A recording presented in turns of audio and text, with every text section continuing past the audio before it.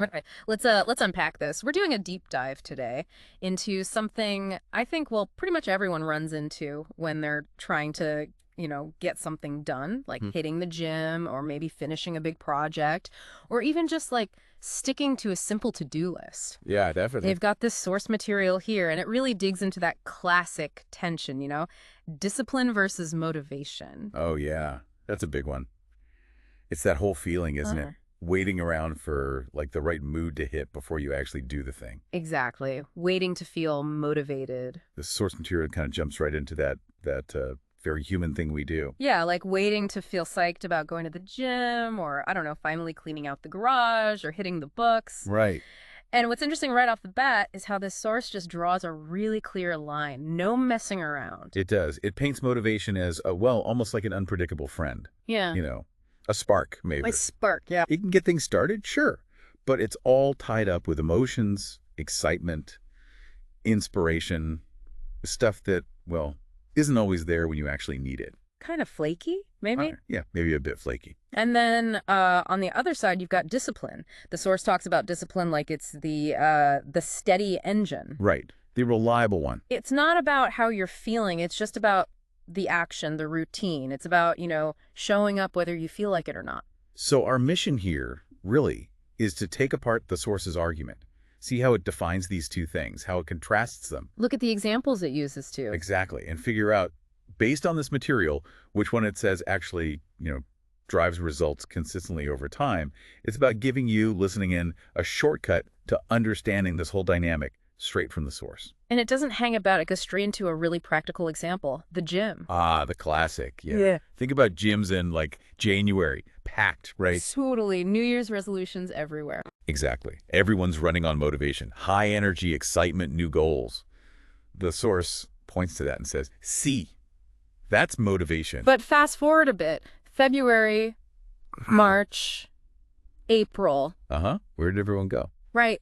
The crowds thin out. And the source asks why. It says it's because that initial feeling, that emotional buzz, it just fades. Yeah, it burns out. And the argument is the people who are still there day in, day out, they're not the ones waking up every morning just bursting with excitement to go lift weights. Not at all. They're running on discipline. They go when they're tired. They go when it's raining or cold.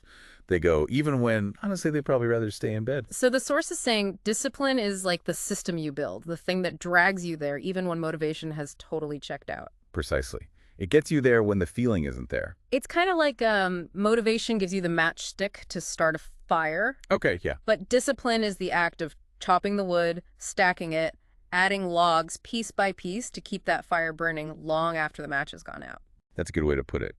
It acknowledges that motivation does play a part, right? It Right. gives you that initial push. That's the ball rolling. It's the spark. Yeah. But, as the source points out, sparks don't last. Yeah, they're temporary. It shares this personal story, actually, about someone starting to write blog posts. Oh, right. I remember that bit. Initially, tons of motivation, really exciting, but like within a month, poof, gone. And the key thing was, the response wasn't, oh, well, guess I'll wait for the feeling to come back. Yeah. No.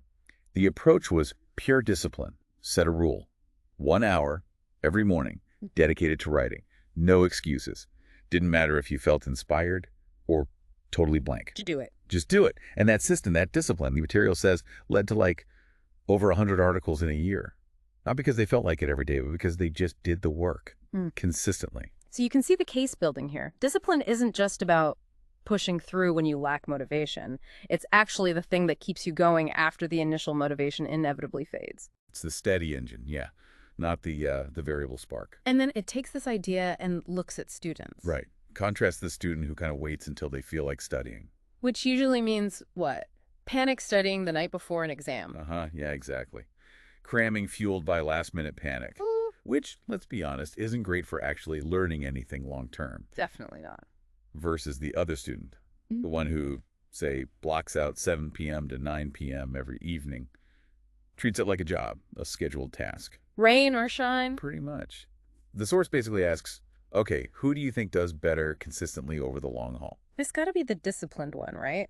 They're building a habit, a predictable system. That's the argument. The source notes that for that student, it's less about the emotion of wanting to study and more about just sticking to the plan. doing the action. Okay, so if this works for everyday stuff like studying or writing, what about people at the absolute top? Elite performers. Yeah, the source goes there too. Think about like a top concert pianist or a world-class athlete. Right. Does the material suggest they wake up every single day just bursting with motivation for hours of grueling practice or training? And the source makes a really strong point. Yeah. Absolutely not.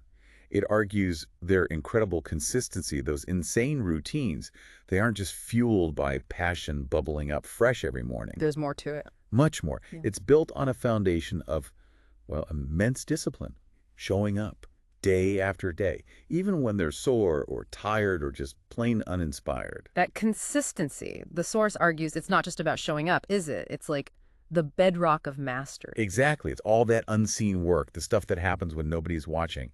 And it's driven by commitment, by the system, not by some fleeting feeling. Okay, so if we kind of pull all these threads together, the examples, the core idea, discipline versus motivation. What's the final verdict according to this material? Where does it land? Well, the source doesn't really pull any punches. It's very clear. Yeah. Discipline wins, flat out. It's positioned not just as like better, but as the essential ingredient, the necessary one for actually getting things done long term. And the why is because motivation is tied to feelings. Pretty much. It argues motivation is powerful. Sure, it can kickstart things, but because it's an emotion, it's just unreliable. You can't count on it. Bit discipline. Discipline is about action. It's about consistency. And crucially, it's something the source says you can control. You can build it. You can't always choose your feelings, but you can choose your actions. Okay, and maybe the most empowering part of this whole thing in the source material is the idea that discipline isn't some fixed thing. You're not just born disciplined or not disciplined. Right. It explicitly says you can train it like a muscle. You can strengthen it. How? By just doing It's it? essentially, yeah. The path it suggests is starting small, build routines, and the key part is just showing up over and over, especially when you don't want to. That act of showing up is the workout for the discipline muscle. That's the idea. Okay, so to really kind of hammer this home as we wrap up our look at this material, it leaves us with these three really punchy statements, almost like challenges. Yeah, they're quite bold. The first one, motivation may get you started, but only discipline will take you to the finish line.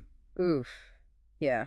That hits the difference between starting and actually completing something. Then the second one, your future is not shaped by how you feel, but by what you do consistently. That one directly tackles that whole waiting to feel like it idea. It's about the doing. And the third one, this was maybe the most counterintuitive. Discipline is freedom. It gives you control over your goals, your time, and your life. Discipline is freedom. Huh. That's interesting. Because you usually think of discipline as restriction, right? Exactly. But the source frames it as the key to actually having control, because it lets you pursue what you decide matters, regardless of how you happen to feel in the moment. It gives you agency. That reframing discipline as freedom, that definitely gives you something to chew on. It does. So, maybe a final thought for you, listening in based on this source material. Think about it.